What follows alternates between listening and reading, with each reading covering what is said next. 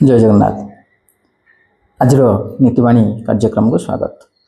आज आम जाना जड़े विद्वान एवं जड़े प्रभावशाली राजा भितर कौन पार्थक्य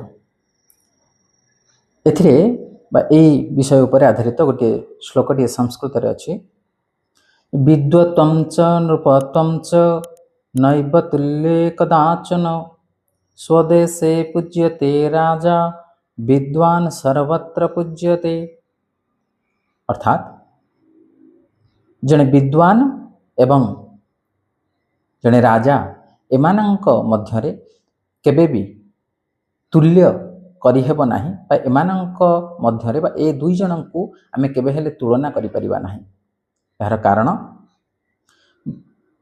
विद्वान तार ज्ञान एवं तार विद्या एवं तार उपस्थित बुद्धि अनुसार समग्र संसार रे पूजित होता है, किंतु जड़े राजा तार उत्तम शासन कारण हेउ बा कुशासन कारण हेउ लोक माने तांको श्रद्धारे हेउ बा भयभीत अवस्थारे बा राजांकर दंड को भय करी से तांको सम्मान दे थांतु ना कहीं राजा सब बेले निज देश रे ही पूजा पाई थांती, किंतु जड़े विद्वान तांकर विद्या बल रे तांकर ज्ञान बल रे से समग्र संसार रे पूजा पाई थांती।